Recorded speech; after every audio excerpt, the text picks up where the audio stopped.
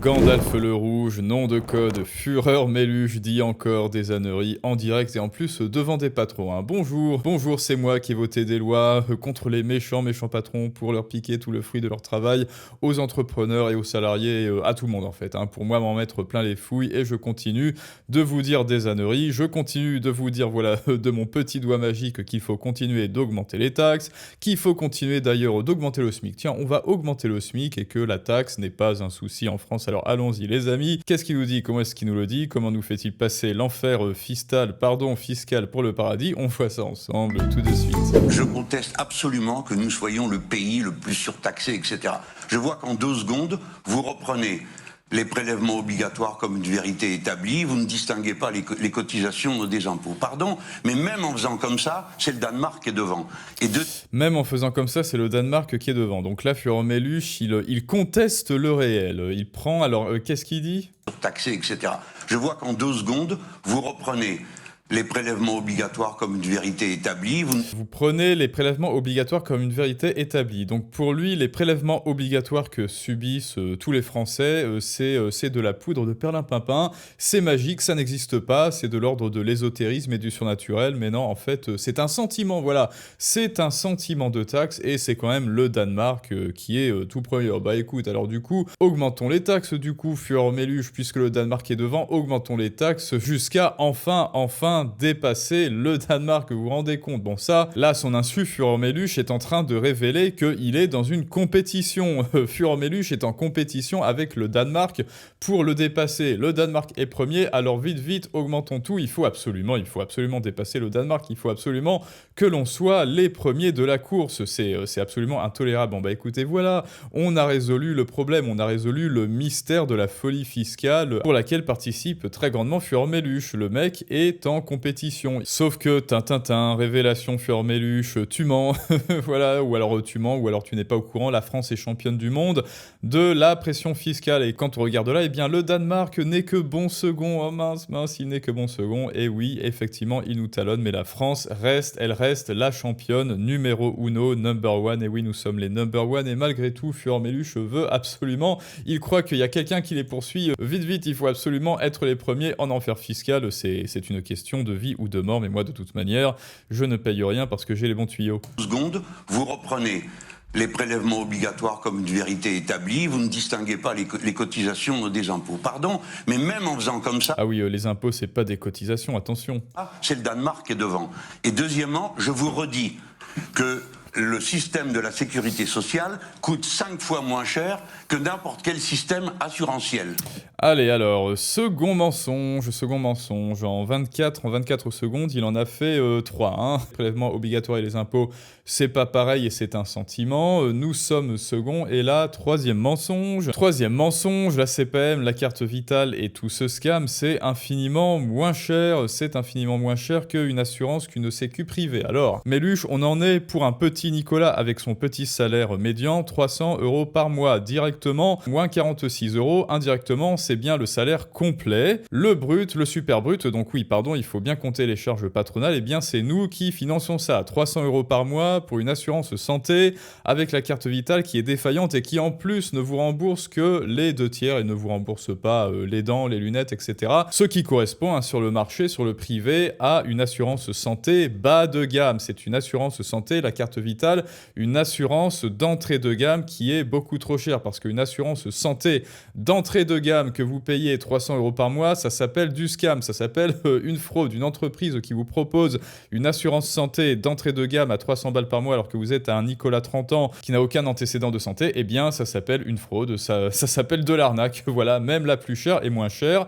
Et si tu refuses, hein, disons que si tu refuses la CPM, Nicolas, sans compter la mutuelle obligatoire, ouh là, parce que attention, vous payez, allez, on va dire 100 balles pour votre mutuelle, donc voilà, vous payez 400 balles pour une sécurité d'entrée de gamme. Mais imaginons que vous preniez une assurance santé privée. Exemple chez Cigna ou April, il n'y a aucun placement de produit, hein, je ne les connais pas, moi je suis chez quelqu'un d'autre. 150 € par mois, grand maximum, couverture, hospitalisation, soins courants, parfois dentaires et optique, économie mensuelle potentielle, 200 € par mois par rapport au système obligatoire. Alors qu'est-ce que tu as à dire à ça, Fureur Méluche, à part encore nous dire des mensonges? Il représente le 30% de ces prélèvements obligatoires. Retirez-les de 45, ça vous donne 15. 15 moins 45, 30. Donc nous ne parlons plus du même classement. Supposons que j'accepte à cette tribune, à cet instant, la destruction complète, immédiate et totale de la sécurité sociale au profit des assurances. C'est ça qu'il faudrait payer.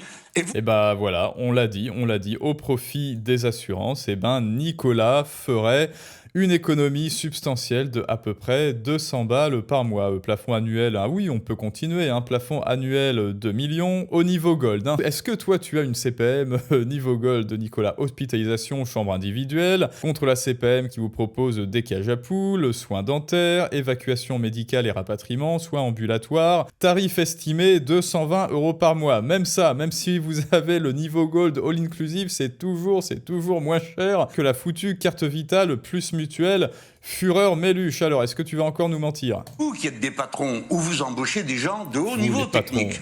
On est d'accord? De haut niveau technique. Vous allez devoir les payer bien beaucoup plus que vous ne le faites aujourd'hui si vous passez tout au privé. Pourquoi? Donc là, il les menace, attention, si vous passez au privé, vous allez devoir les payer beaucoup plus. Bah non, comme on vient de le dire, ils vont économiser au minimum, au bas mot, 200 €. Donc pourquoi est-ce que, en fait, quand vous baissez les taxes, eh ben vous augmentez de manière mécanique les impôts de Nicolas, qu'il soit cadre ou je sais pas quoi. Voilà, hein, Fureur Méluche, fait les maths. Il n'y a pas besoin d'augmenter les salaires. Hein. Quand vous regardez votre super brut, allez, regardez votre fiche de paye, vous allez être plutôt surpris si vous n'avez pas encore fait ce petit exercice. Eh bien, vous vous diriez, c'est exactement ce que je mérite de toucher en fait. Eh bien, magiquement, Méluche, magiquement, si on retire et si on privatise la santé, eh bien, il y a une part substantielle de ce super brut qui revient à Nicolas. Donc, du coup, de quoi tu parles? Ah oui, pardon, encore un mensonge. Parce que l'assurance sociale... Rétention d'informations, pardon. ...coûte bien moins cher que n'importe quel système d'assurance. Non, c'est faux, c'est un mensonge, je sais pas si vous avez d'autres mots pour qualifier ce qu'il est en train de faire, dites-le moi. Par point ou par capitalisation. J'en veux pour preuve que quand ce point est arrivé dans la discussion à la précédente rectification du système des retraites que proposait M. Macron, quand on est arrivé sur le point des cadres, c'est le MEDEF qui a dit « Oh là, où on va ?» Pas question, parce que vous serions obligés d'augmenter tous les cadres pour les garder. Car il y a compétition pour garder les grands esprits. Il y a aussi des compétitions sur ces qualifications. Et pourquoi est-ce que... En fait, je comprends pas où est-ce qu'il veut en venir. Je comprends pas. Il essaie de nous embobiner, mais en fait, comme on a tout débunké, je comprends pas là. Je comprends plus. Il y a un décalage entre ce qu'il dit et le réel qui est absolument total et factuel. Et lui, il est dans son discours factice. En revanche, si tu supprimes la santé, bah, le salaire net de ce qui revient à Nicolas augmente, je comprends pas. Premièrement, donc, je continue à le contester. J'ajoute que vous n'avez cessé de faire baisser les impôts. Ils représentent une part moindre aujourd'hui que c'était le cas dans les années 80. J'ai l'âge de m'être souvenu de la période où l'impôt sur les sociétés, c'était 50%. Maintenant, il est à 25. Et là, pareil, encore un espèce de sophisme. Vous vous rendez compte que juste... Alors après, ce qu'on ne peut pas lui retirer, c'est qu'il est éloquent. Il est éloquent, mais justement, il profite de son charisme sur scène pour vous faire bouffer n'importe quoi, pour des faux fuyants, pour faire des fausses comparaisons, pour installer des hommes de paille, pour des distractions, pour des détournements de l'attention, pour des sophismes. Et là, il dit, alors vous, les méchants patrons, vous n'avez cessé de vouloir de baisser factuellement les impôts. Bah non, ils sont pas députés, ils sont pas sénateurs. De quoi tu parles? De quoi est-ce que tu parles? Là, on n'est pas dans de l'exécutif. Oui, il voulait peut-être baisser les impôts. Et ensuite, là, tu nous parles de quoi? Pour les sociétés, Ah oui, impôts sur les sociétés. Bah alors peut-être que les impôts sur les sociétés est passé de 50% à 25%. Encore heureux. D'ailleurs, il faudrait que ça baisse encore. Mais devine ce qui a augmenté, hein, plus que doublé. Eh ben ouais, c'est les charges patronales et aussi les charges sur Nicolas. Alors pourquoi est-ce que tu n'en parles pas? Là, vous vous rendez compte? Bah, rétention d'informations, effectivement. Mensonge plus rétention d'informations, il vous balance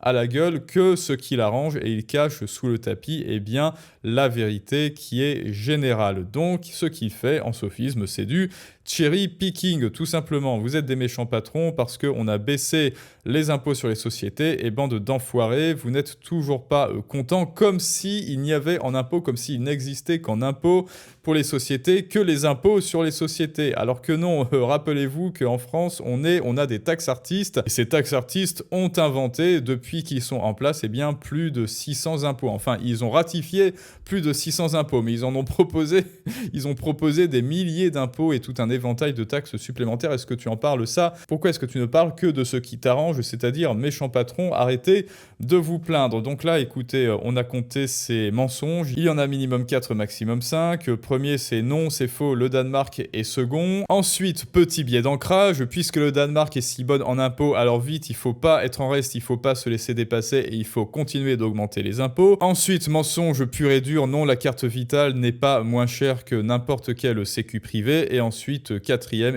détournement de l'attention, les impôts ont baissé, c'est faux, les impôts ne cessent d'augmenter, que ce soit pour les patrons ou les Nicolas Méluge. Donc on en est bien en moins de 2 minutes, on en est bien à 4 mensonges différents. Alors écoutez, est-ce que vous pouvez faire mieux? Moi je crois que Mélenchon le Rouge est absolument indétrônable en termes de sophisme et de mensonges, mais cela n'est que mon avis. Et maintenant c'est à vous de me dire ce que vous en pensez les amis. N'oubliez pas de vous abonner si ça n'est déjà fait, de partager, de lâcher votre plus beau pouce bleu, de vous inscrire sur Patreon, c'est encore gratuit, sans l'abonnement payant. Il y a déjà, d'ores et déjà, des vidéos exclusives là-bas. C'est un espace de liberté avec des vidéos non censurées et surtout des conseils pour vous permettre de reprendre la main sur votre argent avec, en plus de cela, la masterclass Outsider financier. Bien sûr, tout cela est en description et en commentaire. Et maintenant, c'est à vous de me dire ce que vous pensez de tout cela, de notre ami le Rouge, les amis. Et je vous dis à tous à très bientôt pour un prochain Storytelling du monde moderne. Mais ça, c'est une autre histoire.